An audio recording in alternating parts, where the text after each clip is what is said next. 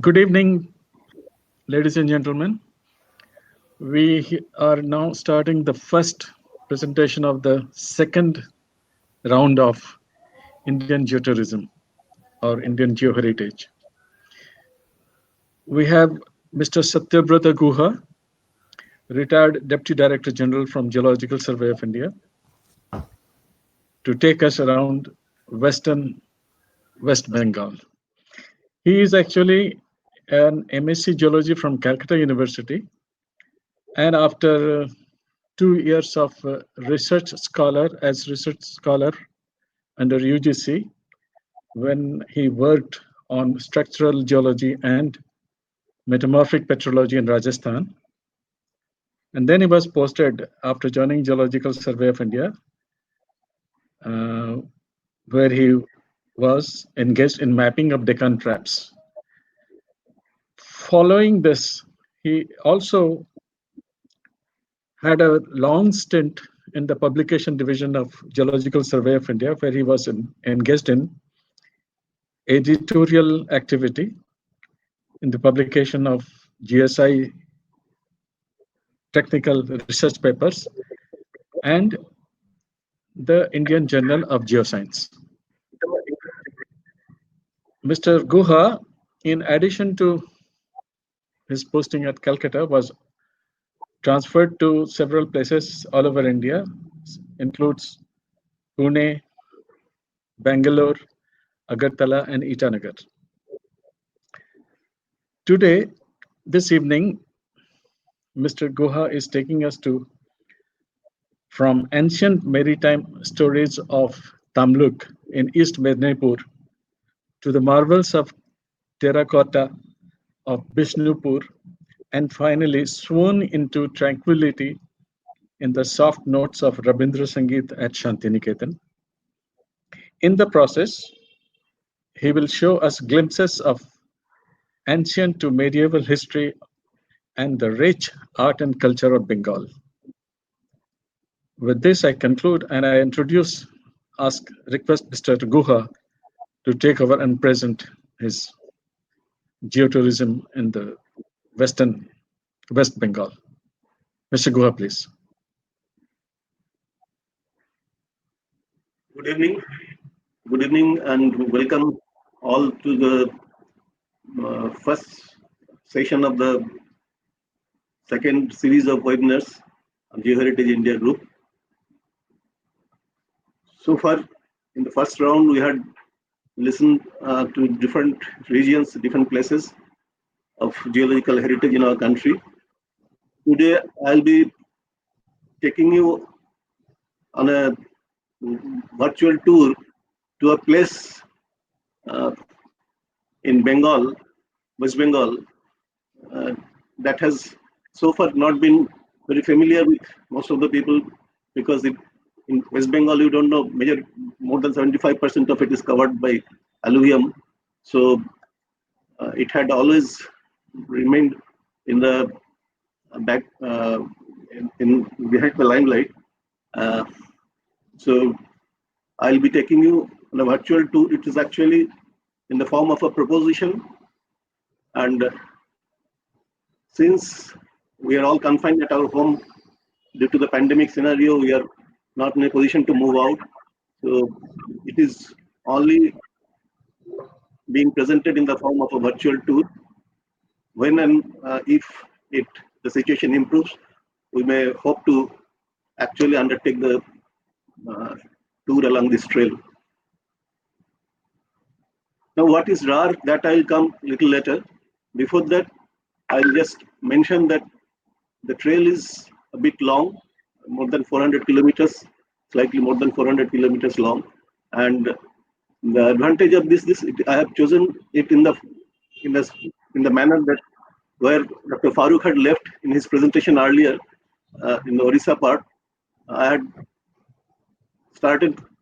going to start almost right at the border of Orissa, near to that, and we'll be going north-south trail from south to north. We'll be moving, and I have chosen 10 points of interest along the trail.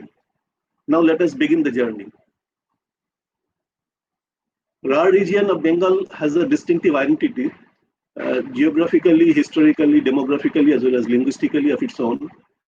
It is pronounced as Rar, and it is a toponym for an area of the Indian subcontinent that lies between the Chotnagpur Plateau, uplands of the uh, uh, present Jharkhand and Odisha region to its west, and the Ganges Delta, or the westernmost main channel of Ganges, called Hooghly or Bhagirathi in Bengal, to the east.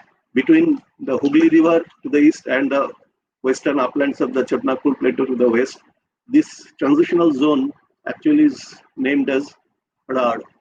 The boundaries are slightly different as given by different people, but it is mainly coextensive now with the state of West Bengal, comprising parts of Jharkhand and other places earlier.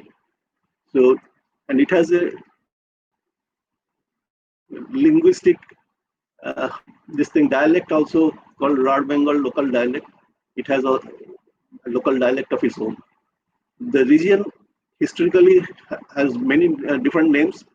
There was one very powerful kingdom called Gangadidai, which has found mentioned in Greco-Roman accounts from the pre-Christian era. Even Alexander also, when he attacked, he apparently had returned back, getting the information that this powerful kingdom is ready to defend itself. So he returned apparently. And the Ballal Sen, one of the major dynasties, a king of the major dynasty of Sen dynasty, he also had his ancestral place in this place, in the Rar Bengal. Another thing is in Sri Lankan chronicles, two important Sri Lankan chronicles called Dipavangsha and Mahavangsha. This region is mentioned because one Prince Vijay Singha from this region, from the present Singur, he actually traveled from this place to Singhal and finally conquered that country and island country and named it as Singhal after him. From Vijay Singha, it is named after him as Singhal, the erstwhile name of Sri Lanka. This is the physiographic map of West Bengal. The westernmost part is part of Chotnagpur Plateau, which was earlier named as Manbhum, princely state of Manbhum. It is presently more or less covering the Purulia district. And just east of that, this multicolored region, zone number 5, that is actually the Rar region, bordering towards east with the central basin of the Gangetic alluvium. So between this Chotnagpur Plateau to the west and Gangetic alluvium to the east, this Rar Bengal actually is situated. This is the geological and mineral map of the West Bengal. Here also you can see the western part is all covered by the metamorphics of the main Indian shield, Shinghum Craton, part of the Shinghum Craton. Naturally, it is higher in elevation and plateau region, and further towards east is mostly covered by the Gangetic alluvium, the quaternaries, and slightly in between it is taken up by the Gondwanas along the Damodar River Valley, as we are all aware. So this is the geological scenario. The major rivers in the region also include Damodar, Ojai, Moirakshi, Darokeshwar, Shilavati, Kamshavati, etc. They all originate from the Chotnagpur Plateau and flow towards southeast, as I already told. And according to Britannica, it is divided into two parts. Northern Rar consists of Murshidabad, Purba Bardhaman, Paschim Bardhaman, and Birbhum, while southern Rar consists of Purba Medinipur, Paschim Medinipur, and Bankura. Paschim Medinipur again has been subdivided, and another district has been created recently in 2018 called Jhargram. Rar has several very interesting sites. It has innumerable Stone Age sites, starting right from the Paleolithic side to Mesolithic, via Neolithic, up to Chalcolithic. Innumerable sites. I am not going to detail those things. There are several places. I have given mention only a few of it. The Rar Bengal Trail is a geoheritage trail, a virtual one, as I already said, because I have not moved along this trail myself. So it is only a compilation. I have culled the data from different sources and presenting it for the benefit of the viewers.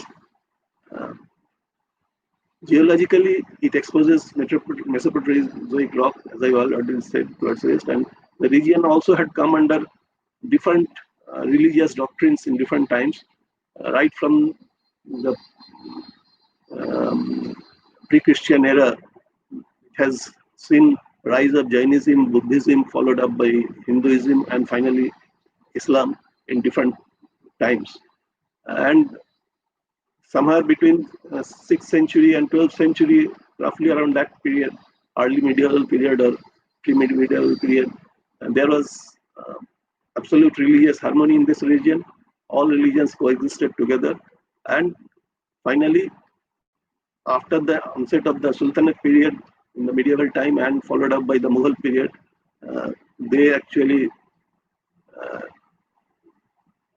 hold sway over the region, held sway over the region, and finally it went into the hands of the Britishers after the Battle of Plassey. Historical records as well as archaeological evidence reveal that it acted as the hinterland for a flourishing maritime trade between the Greeks, Romans, and other countries of the South and Southeast Asia.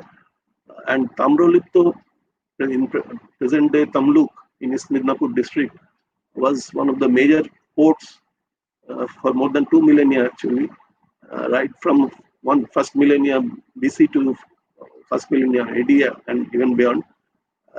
And this port had been used by several important people for this thing, other than a regular maritime trade.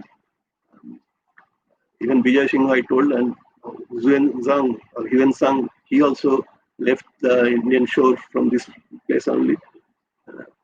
So this was a very important port, and Tamrolipto, the name itself alludes to the fact that probably trading of Tamro means copper is to take place, because Bhalghumghar, the earlier days that is called, the present day it is known as East Shinghum near Ghatshila. You all be aware of Mosavoni and Raka mines, etc. This is one of the first major copper deposits of India. So this region being very close by, so this area, the whole area has a rich history of Chalcolithic culture as well as trading of copper during the pre-Christian time as well as after that. This is the map showing the 10 POI points of interest along the trail. I have mentioned that Mogalmari, Noya, Patra, Dangoni, Bishnupur, Shushunia, Raniganj, Amkhoi, and Shantiniketan. The points are shown here. This is the satellite map of the Rar Bengal showing the same points. Calcutta is at the east, around 150 kilometers east of Khargopur. I have prepared a tentative tour plan. Ideally, for all these places, if you wants to visit the places, 3 nights and 4 days would be ideal. I had prepared a tentative tour plan also, but as per the advice of Ravi Kumar Saab, I had also given a substitute alternate plan for 2 nights and 3 days, which may suit many because of the time period.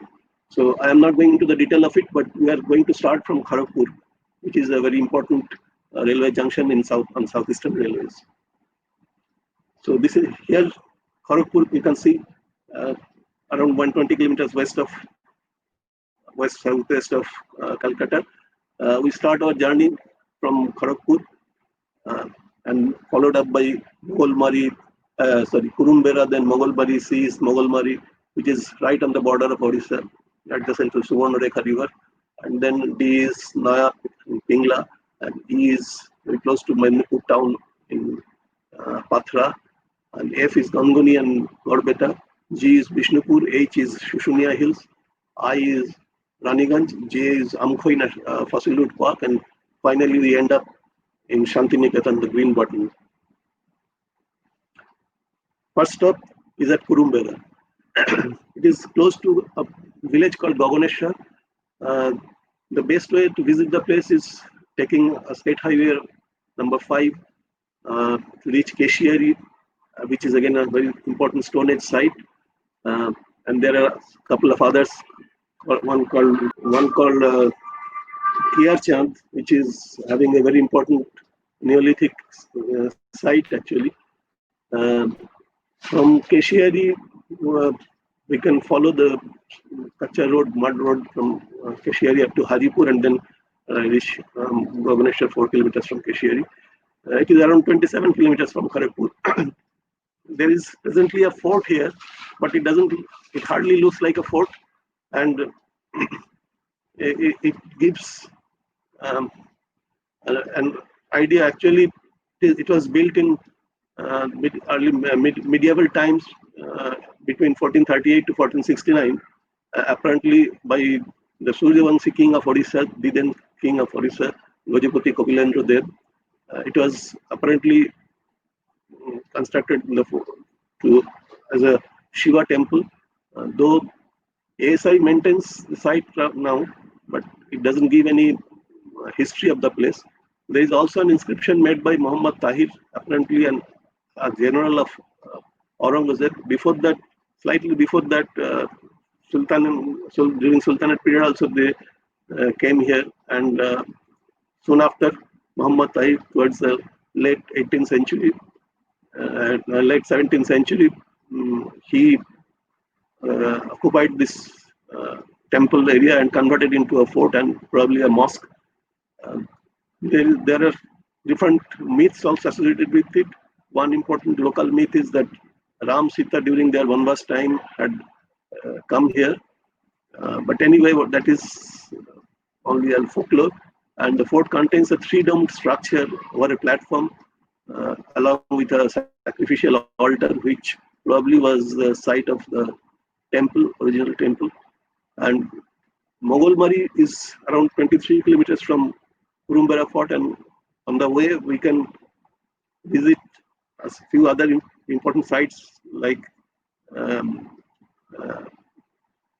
in this Sarasanka, where a huge pond is there, which was apparently excavated by one great king of Bengal from 5th century called Shashanko, who killed Harshavardhan's brother Rajyavardhan in connivance with the king of Malam, changing the history of that time towards the late phase of the Gupta period. So, and there is also a Rashmanchu which has stucco work, very unusual kind of stucco work, like Kunar. I'm not going into detail of it, but this is the Kurumbara fort photographs. It hardly looks like a fort, and many of the typical features of fort, like the moats and the place for hiding and the ammunition store, etc., these are not there. So it shows that it was originally probably not a fort at all, which was later converted with a fortification wall, of course, is there. There is a central courtyard, and all surrounding it, there is a long corridor from 3 sides. This is like that. So next we reach Mogolmari, our next stop, second stop. Mogolmari is located near Danton, a Tehsil place under Kharagpur subdivision. The original name of the place was Danto Bhukti or Dantobon. This had probably come from the fact that Lord Buddha's tooth was kept here, which apparently was subsequently was taken to Sri Lanka's Kandy, where it is still being kept.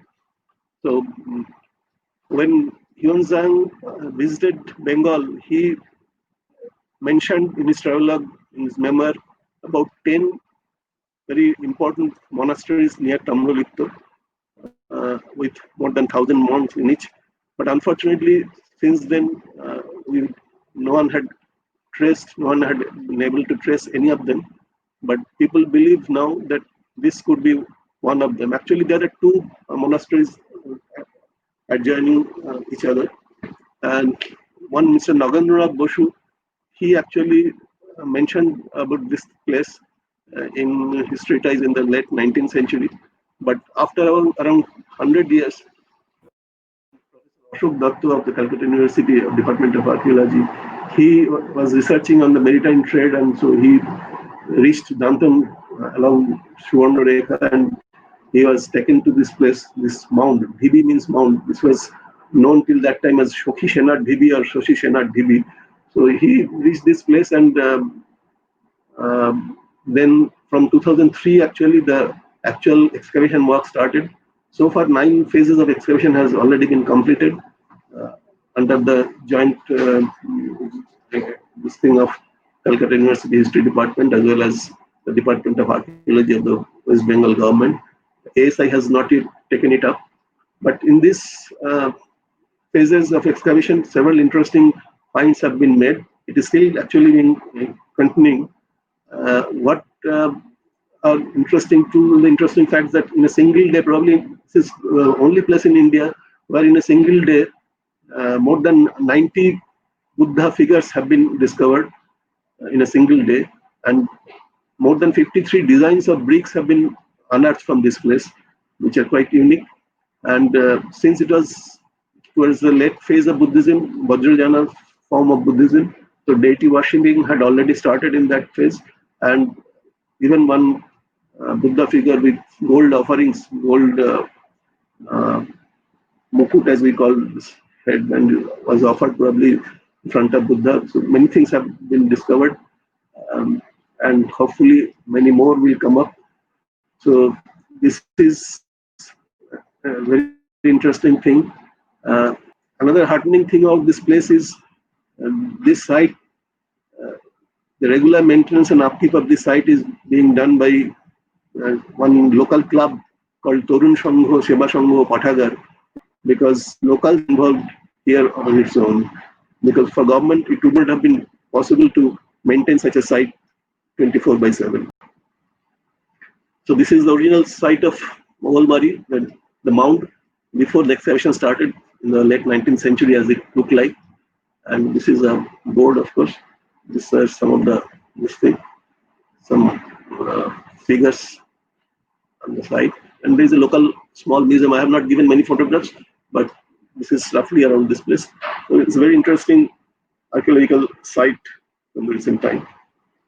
One next point of interest is a place called Noya Pingla. Pingla is again this thing. Uh, Pingla is a home to around 255 families of Pottochitra painters or Potuas, as they call themselves. This Potuas, they perform a traditional form of art called Pottochitra. Pot has derived it's a Sanskrit word called potto. In Sanskrit means painting on scroll of paper pasted on cloth. So they form paint on papers and in the form of scrolls, and as they unfold, they sing the stories. Most traditionally, it used to comprise of the stories from Ramayana, Mahabharata, or the Puranas, etc. And nowadays, of course, they had evolved, modernized themselves, and many social issues and contemporary issues, like even 24 um, 9/11 incident also, or save the trees campaign, etc. Even government campaigns are also being taken up by them. So these Pottochitra painters, they are very popular before the onset of the movies and theaters and these videos and other forms of entertainment, modern forms of entertainment. Once upon a time, they were very popular and being patronized by many people. But with the onset of this modern this thing, modes of entertainment, they had fallen slightly behind. But now again, there is a revival of this traditional art form, and lots of support even from international communities are being coming up, and they actually are showing their wares to people. Now it has obtained a GI tag from the government, and uh, some of these Otuas, even many ladies also are in the fray, and they have become internationally famous, and they show their wares to the people, and there is an annual fair, 3 day long festival come fair, normally held after Deepavali in the month of November. This year also it was to be held on between 20th and 22nd of November. But of course, under the present scenario, I don't know, probably it is slightly uncertain. Uh, there is a hub created in the village, the MSME uh, division of the West Bengal. They had helped them, and there is a hub where one can visitors can learn the techniques of the Patachitra painting and even how the uh, colors are prepared from locally sourced natural colors from flowers, from leaves, and even rice and this turmeric, etc. How they prepare the colors and use them for their painting. So that those things are uh, shown in that hub. One can learn them also. Going for our next stop at Pathra, near Mednipur town, around 12 kilometers east of Mednipur town, on the left bank of Kamshavati River. Uh, there are, it is one of the three major temple towns of the Rar region. Another famous temple town we'll be visiting on our way in Vishnupur, but this is one. Third, of course, is in Bardwan district called Lombika Kalna, which is beyond our scope. But this Patra is its history is very important. I mean, there are several, at least three miracles that had taken place here. That's why it has become very quite popular. First miracle is that how the temples had come into existence. One, Vidyananda Ghoshal was sent here as a revenue collector by the then Nawab of Bengal called Alivardi Khan during the 1740s. He was sent as a Vidyananda Ghoshal was sent as a revenue collector. He was supposed to have collected the rents, revenues, and sent it to the Nawab. But somehow he was a very religious and pious man, and instead of sending them to the revenues to the Nawab, he started building up temples. And when this reached Nawab, he was angry, and even after several failures, when the regime changed, so Nawab ordered Ghoshal to be arrested and trampled under a rogue elephant. But it so happened that the elephant came charging and stopped just short and lifted its foot, refusing it to trample the man. So, as it is called, Rakhe Horito Mareke, that means who can kill someone protected by the Lord. And so, Nawab had also taken it as a signal, the divine signal, and he ordered immediate release of Ghoshal. And thereafter, Ghoshal and his descendants started on a building spree of temples. Of course, there is another theory on the origin of this name. Pathor in Bengali means stone, and since the river bed is full of stones, that is also another hypothesis, possible hypothesis of the origin of the name. From Pathor, the name had come Patra. Otherwise, the most popular theory is from Pa Putra, means lifting of foot, that Patra name had come. After this release of Vidyananda Ghoshal, lots of several temples had been created by his descendants for more than a century. And some of the famous temples are Navaratna or Nine Pinnacle Temple, Pancharatna or Five Pinnacle Temple, Kalachar Temple, Durga Temple, Shiva Temple, Tulsi Mancha, Rash Mancha, Kachari Bari, the office building, etc. etc. At least 34 temples were constructed within a century or so, and they had taken up the title of Majumdar. And after about around 100 years, they moved to somehow. There is another lineage also from his daughter's side, uh, Bandhavadhyay family. They also constructed. The total out of 34 totals, now ASI is looking after 18 temples from this place, and it was actually uh, uh, falling under neglect and destruction. And the second miracle was, of course, regarding the most important temple of this cluster, Navaratna temple. Navaratna temple, the mother of Vidyadhananda, she wanted to inaugurate the temple. The arrangement was being made, but Vidyadhananda had a desire to do the honors himself. So he surreptitiously started the process. And at the time, at the time when he sat for the puja, there was a lightning strike on the temple, and it became cursed. So the temple since then had never had any puja performed in it. So that is the second myth or miracle, you can say. And the third miracle, of course, is of a recent nature. Uh, After long neglect, it was getting dilapidated, and many articles were being stolen from the temples. And one Mr. Muhammad Yasin of Pathan, in the 1970s and 80s, 90s, for decades, he actually waged a lone battle for restoration and preservation of the temples. And he ran from pillar to post, met many people, and several agencies also he approached, including the IIT Kharagpur and the government agencies. And finally, government of West Bengal had given consent, and IIT Kharagpur had lent their technical assistance for restoration of many of these temples. And ASI is also looking after 18 of the 34 temples. Though it may not be sufficient, but at least that's how the town has been saved from utter destruction. So that is probably the third and final miracle that had happened in this place. That's how it is important historically. So after this thing, probably we had to uh, halt for lunch, probably at Midnapur town, and proceed for the next stop at Garveta Gangoni, uh, which is also called Grand Canyon of Bengal.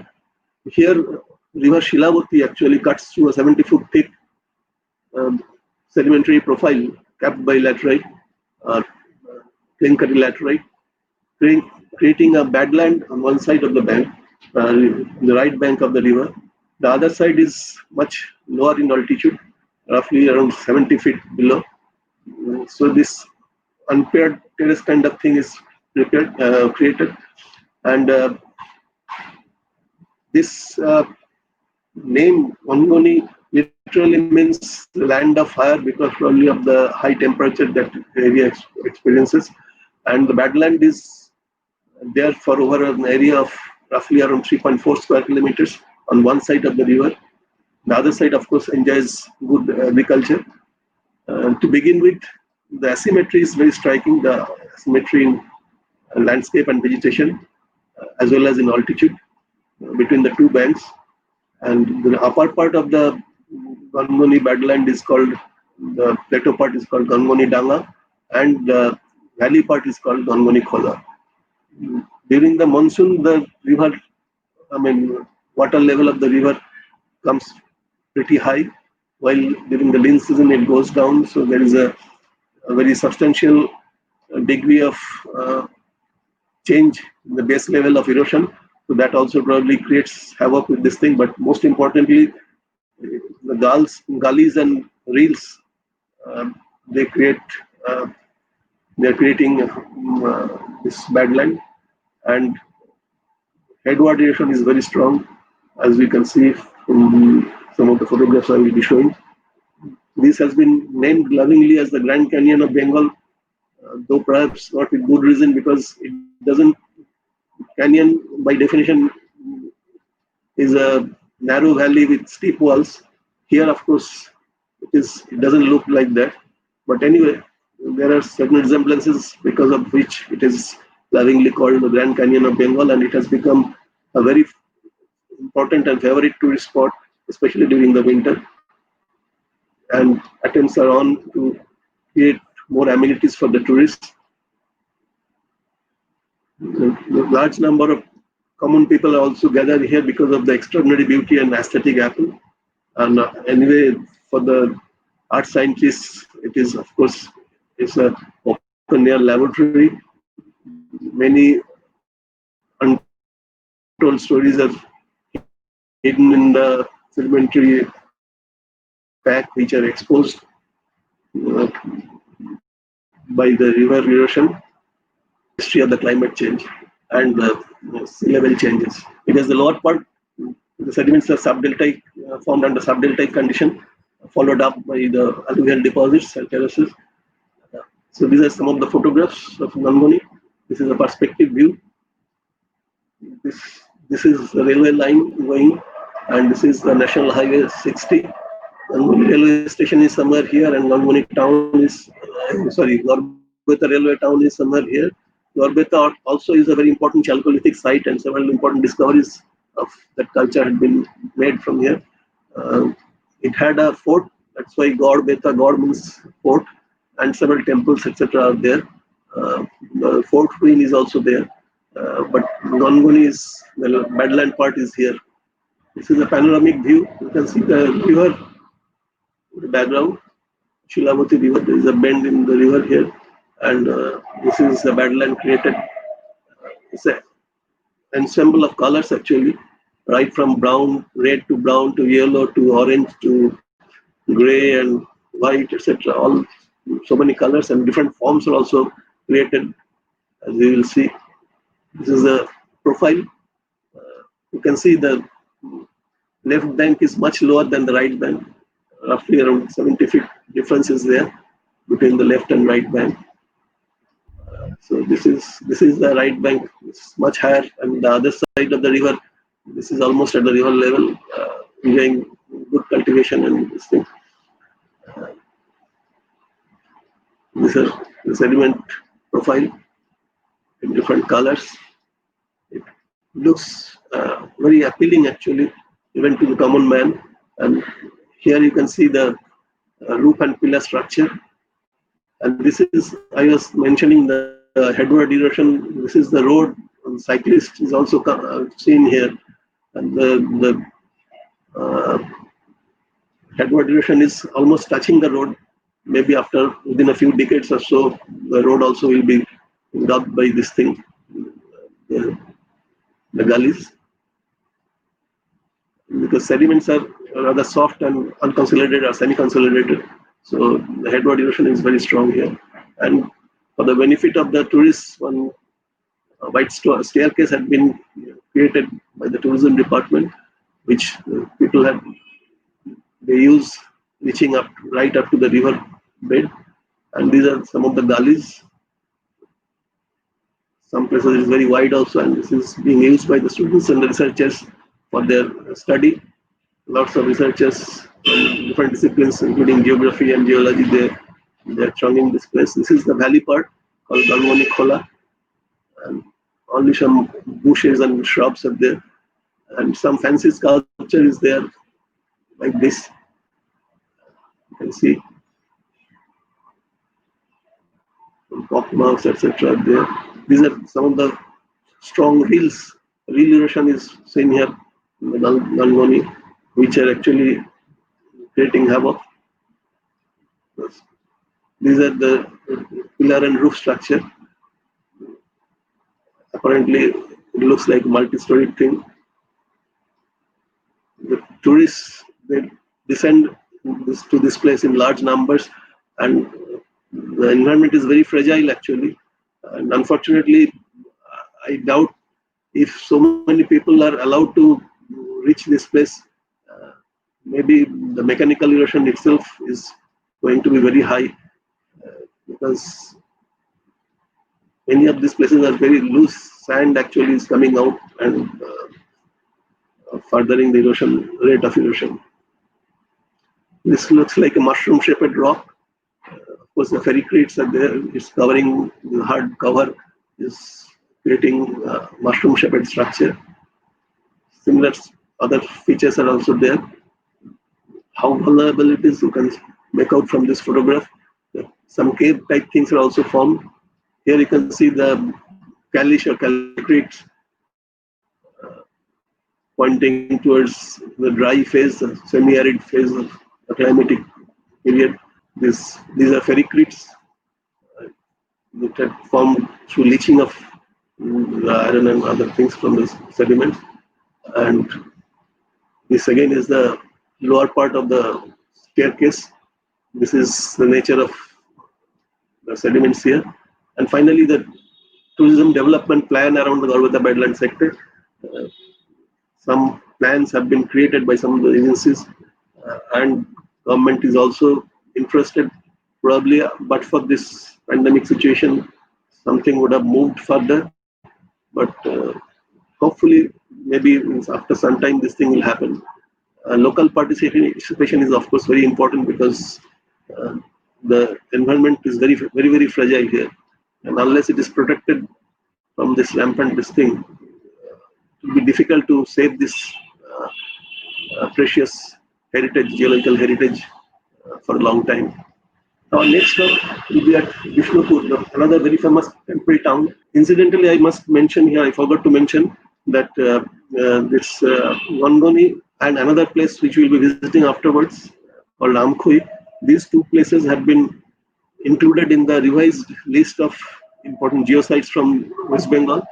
And Vishnupur and Shantiniketan, these two places are already there in the tentative list of UNESCO. So two sites of world tentative list heritage sites are there in this trail, and two sites of geological importance have been included in the revised list of important geosites to be presented during the time of our next IGC.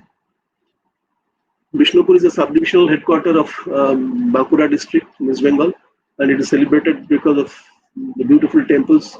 Majority of the temples are in terracotta, but there are also temples of laterite as well as brick temples. There are three different forms of architecture, typical Bengali temple architecture, based on Deul, Chala, and Chura or Shikhar. So based on that, several classifications have been made, and one David McCutcheon had researched a lot and produced beautiful works. But this terracotta literally means, terra means earth and cotta means dry coating or baking. So terracotta means baking of earth. This red earth, this particular soil or earth here is ideally suited for this kind of this thing. And it is not only used for temple architecture, it is used for preparing several handicraft items also. Probably many of you are aware of the terracotta horse, which is world famous by now from this Bankura district of Vishnupur area. The area was originally named as Mallabhum. It was ruled by the Malla dynasty kings for more than a millennium, from late 17th century right up to the last century. Actually, now it has become extinct, but for more than 1200 years, this dynasty ruled this place, and the area, the whole region was to be called as Mallabhum, or the land of the Mallas, named after the name of the dynasty. And there are again myths regarding how the kingdom or the dynasty had come here. Originally they came from northern part of the country, the Kayastha family, and probably on their way to Puri they halted here, and the queen, she gave birth to a child who sort of became a prodigy afterwards. So that's how, but I'm not going to retell of it. The original capital of this king was, the first king was named as Raghunatha or Adi Malla, and the original capital was at a place called Pradyumnapur, which is not very far from this place, from Vishnupur. And after several descendants, 49th king of this dynasty called Raja Bir Hambir, Maharaja Bir Hambir, originally they were Shaivites, or worshippers of Mother Goddess initially, and then Shaivites, and finally in the early 16th century, under the influence of one Srinivas Acharya, a direct disciple of Sri Chaitanya Dev, this Bir Hambir, he converted himself into Vaishnavism and shifted this capital to Vishnupur, and named it after Lord Vishnu, its presiding deity. That's how the name Vishnupur had come into existence. Some of the there are innumerable temples within a very small area. So many temples are there. Many of them are exquisite temples. There was a fort, only two gates of which are remaining. The fort walls and other things are all gone. And other than that, there are some other things which I described. But some of the famous temples here are Rashmancha, of course, one of the earliest temples at 1600 CE, and Malleshwara temples of this area. Within a small township, there are innumerable temples. Some famous temples are Rashchu, Malleshwar Temple, Arpanta Temple, Jorbangla Temple, Kalachar Temple, and Bengali temple architecture are found here, based on Deul, Chala, and Ratna styles. There are influences of different people, places that I will come later, and many of these temples, they depict stories from Ramayana, Mahabharata, and social scenes and mythical creatures, etc., etc. And the town also had a fort. The fortification wall is almost vanished now, except two stone gates called Pathur Darwaja, and several tanks were also 7 tanks were excavated, of which only 2 exist today. And there is another very famous huge cannon, slayer of the enemy, literally, which means Dal means enemy and Mardon means slaying. That cannon also is there. Apart from the terracotta art form, the later kings of the dynasty, they are huge patrons of this thing. Apart from the temple architecture, they are patrons of music and fine arts and handicrafts of several kinds. So several forms of handicrafts have flourished here, including on metal, silk, cotton weaving, woodcraft, conch shell art, Dasavatar card making, etc., etc. So, Malladhu. And some of the photographs I am going to show. This is the Rashmancha, one of the earliest temples constructed in 1600 AD. You see that there are different parts of this temple, apart from the basement, which is around 6 to 7 feet high, which constructed of lateritic stone. The upper part, there are 3 influences. The topmost part is pyramidal, which has influence of Egyptian art, and the middle part has got the typical Hindu temple architecture of this this thing, chala form, or the roof forms, and the lower part, especially the arches. Several arches are there. 108 arches are there. It shows the Mughal influence or the Islamic influence. This is another view of the same Rashmancha. This is the corridor around, the inside corridor of the Rashmancha. Beautiful structure. This is another famous temple, Shamrai Temple, though the quality of the photograph is not very good, but actually it is a beautiful temple, one of the finest terracotta temples here. Ekchala, or single roofed temple. This is double roofed or Dochala temple. This is a lateritic temple. The carvings are in lateritic stone called Makra Pathur in local parlance. This is the Jor Bangla, another fine example of terracotta art form. Different epic stories from the different epics and Puranas and spiritual scenes are depicted here on this terracotta tablet. This is another exquisite form of Islamic influence in the arches, the carved arches, and tales from Ramayana, Mahabharata, and some mythical creature, which is very common in many parts of the country, like dragon. These are again beautiful terracotta work, the panels and depicting floral motifs and other stories from Ramayana Mahabharata. Again, the same thing. The Krishna Lila, this Nauka Vilash or the revelry on boat. Krishna and Radhika, they are frolicking on the boat surrounded by gopinis.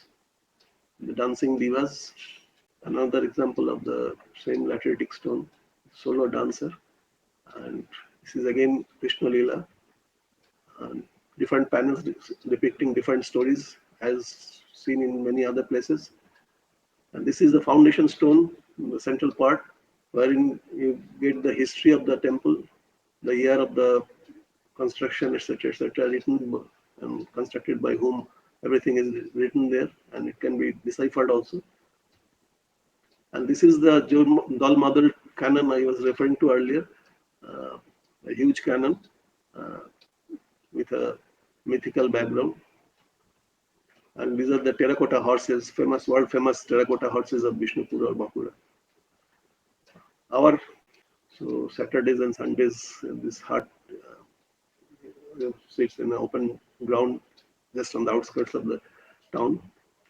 And after spending the night, next day we can move to the next spot. But on the way, we can visit some of the very classical, unusual kind of temples. I mean, there are many temples in the whole district, but two I must mention here. Very unusual temples, more than 1,000-year old, and they have been mentioned by one Mr. Regular from the 19th century, famous expert on temple architecture of Bengal. He has placed it at a very high pedestal so far as the temple architecture is concerned. And Rakhaldas Bandyopadhyay, a famous archaeologist, he also found influence of Harappan art in it. This Bahulara Siddheshwar temple is a Shiva temple right now, but we find Jain Tirthankar statue also inside. This is from 11th century. And probably there are two possibilities. Either the different religions, they coexisted simultaneously, or it is also possible that initially it was a Jaina temple, subsequently it has been converted into a Hindu temple with the decline of Jainism from this side. Earlier, there are a lot of Jain temples in Purulia district and Bankura district also, but now most of them are gone. And this is Sun Temple at Sonatapur. Both the temples are just south of the Dwarakeshwar river, not very far off from Bishnupur. This is also another very unique style of architecture, Rek Deol style of Orishan art, temple architecture, but very unusual kind of architecture, and pretty tall, more than 100 feet tall. Our next stop is at Shushunia.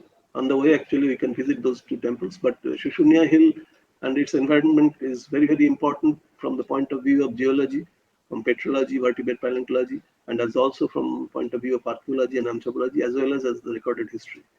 Shushunia Hill is the second highest hill of Bankura district, roughly around 440 meters.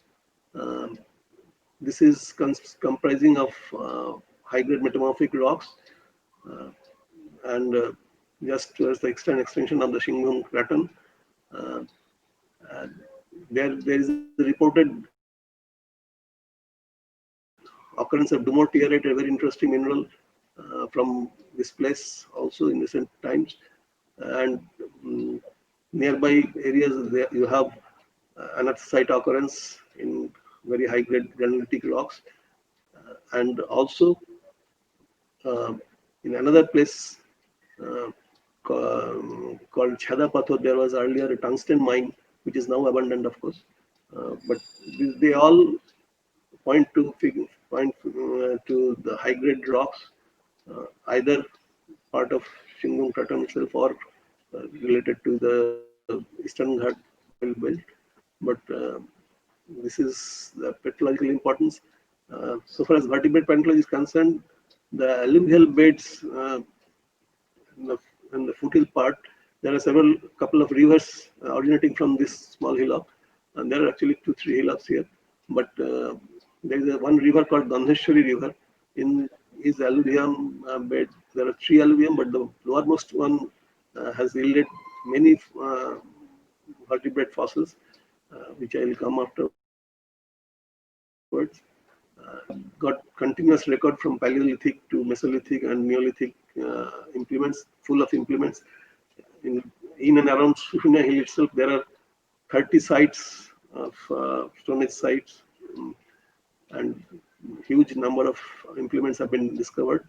And P.C. Dasgupta had himself described more than 2,000 implements from this place. And one, Dr. Monibruta Chattopadhyay, Department of Anthropology, also had unearthed several tools. Very recently, Dr. Avik Bishwas, under the guidance of Professor S.N. Rajguru of Deccan College, Pune, had published a paper in 2018. He had also discovered some of the copper cells and other things, the spearheads and microliths, etc., of upper Pleistocene. One thing is very clear, that the simultaneous occurrence of so many vertebrate fossils, which probably, along with the river water, the food, water, and the raw material for stone tool making, they all actually helped or attracted early hominins to come and settle here. Initially, they were hunter-gatherers, but gradually, with the change in climate and other things, they probably settled down and converted into and diverted into this agriculture and all.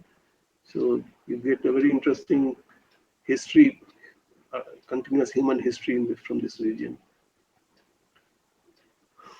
These are some of the significant fossil finds from the Quaternary Alluvium beds of Bengal in general, and the Shushunia Hills in particular. We find elephant, Paleolaxodon namadicus is one of the biggest elephants biggest mammals to have roamed the surface of Earth ever, more than around 24 feet high in the shoulder. So large variety of fossil finds make this area is a real interesting one for the vertebrate paleontologists. And finally, from the recorded history period, there is a stone inscription somewhere in the middle of the Shushunia Hill. It was inscription by one Raja Chandravarman.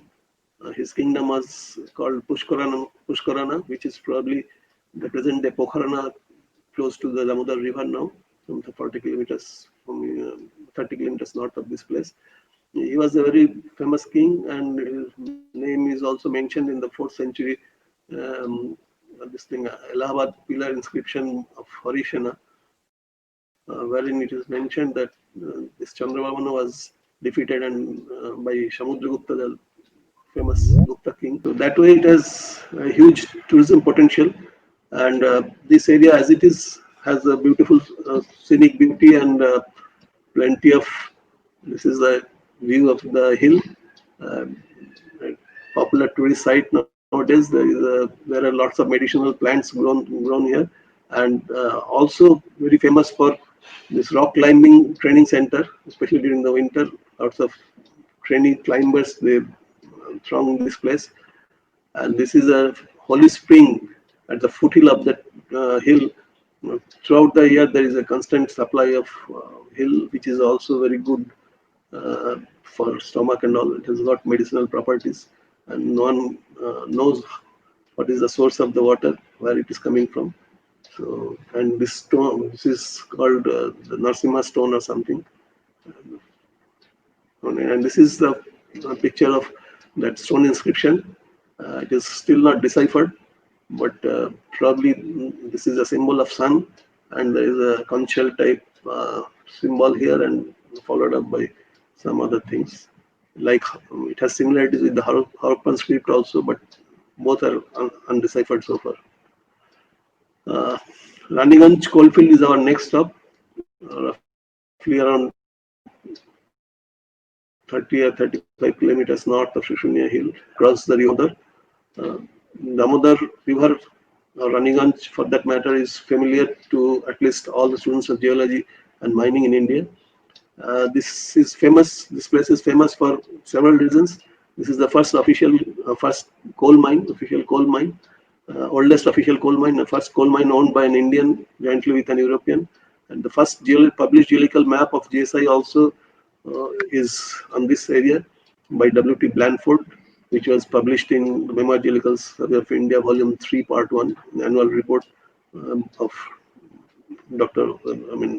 Thomas Oldham in 1963. He mentioned three groups, three series that time, Palchit, Damodar and Panchet. And prior to him, this area was also investigated upon by D.H. Williams, who was the first qualified geological surveyor in the country before the official formation of GSI in 1945 to 47. Besides, the first railway in the eastern sector was started from Howrah to Hooghly in 1854, and the very next year it was extended up to Raniganj, which shows the importance of the place. Coal being the most important fuel source of energy in the late 18th and early 19th century, after the industrial revolution in Europe, and invention of the steam engines. So coal was being frantically looked for, and the first coal mining started also from this place, as I told. And two gentlemen, European gentlemen called John Sumner and Suetonius Grant Hitley, they're the first to have applied for coal mining in 1770, which was turned down initially. Then after Warren Hastings took over charge as the first Governor General of Bengal and India, he granted them permission to mine, and first three mines, Indian mines or open cast or incline workings were started in three areas very nearby, just adjacent to the Damodar River in this coal field, at Aitura or Ethra, possibly in the Desaigarh seam, at Chinakuri near Damodar River, doubtless in one of the middle Raniganj seams, and at Damulia also near the Damodar, apparently in the Nega Raniganj seam. These three mines, this Aitura or Ethra is still active, still being mined.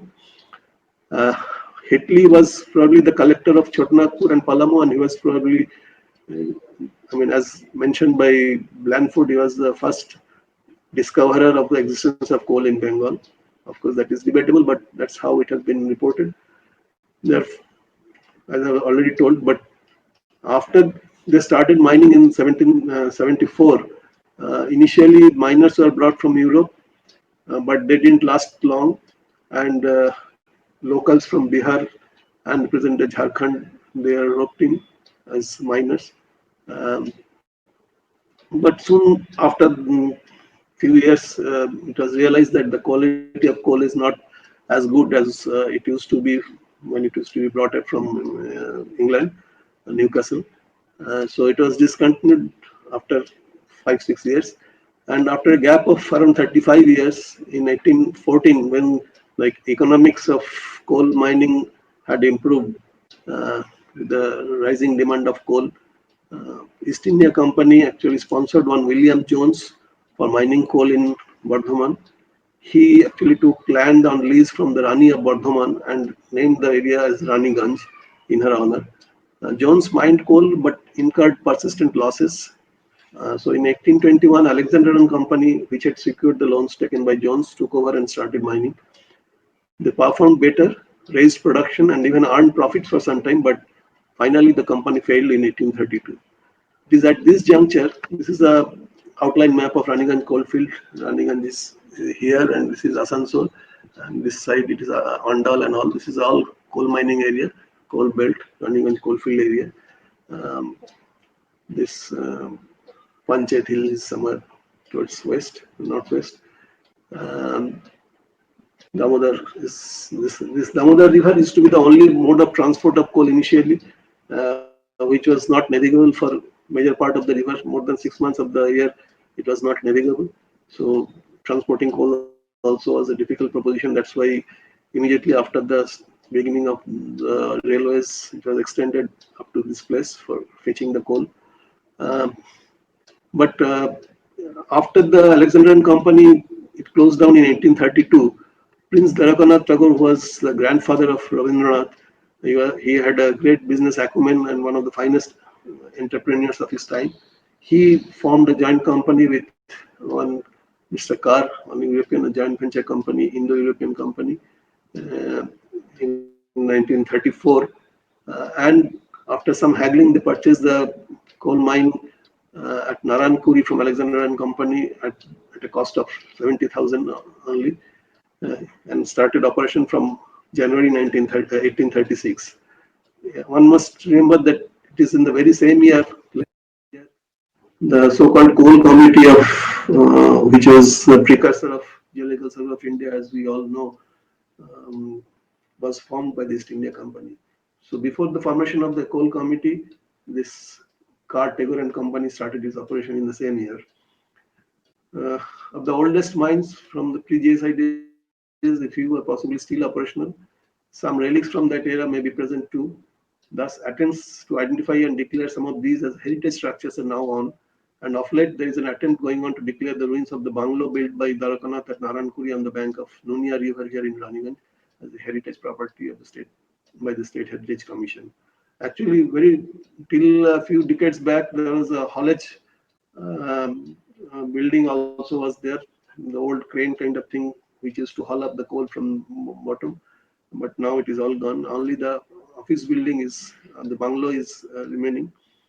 But that also can be saved, and attempts are on to declare it as a heritage structure. This is a copy of a page from the first memoir, first publication on GSI on Raniganj, Memoir GSI Volume 3, Part 1 in 1863. The youngest Toba tooth or white occurrence is also not very far from this place, little further west, maybe 30 kilometers or so, just across the Jharkhand border. The only reported Toba tooth bed from eastern region is present, but it is beyond our this thing, so we're not going in detail. Our next stop is at Amkhoi Fossil Park. Amkhoi is a place near Ilam Bazar in Birbhum district of West Bengal. Accidentally, it was discovered in 2006 when, at the time of digging a pond, locally several fossilized wood logs were discovered, and this one was 15 to 20 million of age, probably Miocene epoch. These fossil logs were excavated, as I told. Subsequently, several other logs were also discovered, and the Forest Department of the West Bengal government had created a beautiful park here for recreational purpose as well as educational purpose, for the benefit of the students and researchers as well as for the common people, and to save it from vandalism. So this also has been included in the revised list of the geoheritage sites of Bengal in the list coming up for the IGC 2021 now, other than the Gangoni area. So I'll just show another video clip, a short video clip for this thing.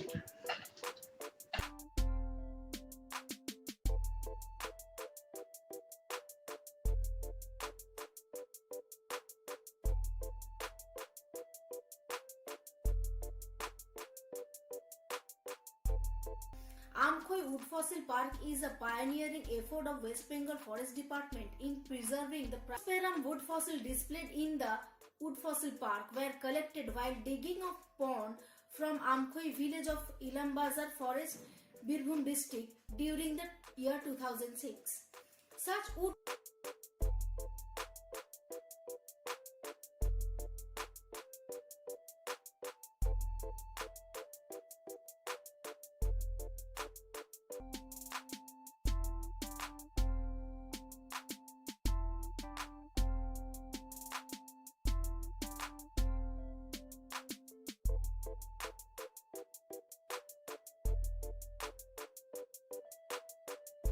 reaching our final destination, which is at Shantiniketan, not very far from Amkhoi, some 15 kilometers away. Shantiniketan literally means abode of peace, which is located in the neighborhood of a Bolpur city of Bolpur subdivision in Birbhum district of West Bengal, roughly around 150 kilometers north of Calcutta. It was initially, the land was purchased by Maharishi Rabindranath Tagore, father of Rabindranath, in the 1880s. And Tagore, Rabindranath actually started a school here in a very humble way called Brahma Vidyalaya in 1901, and started constructing few buildings for his staying visitors and other people also. It is only after his winning the Nobel Prize in 1913, the money had been diverted for acquiring more lands and building up several important buildings.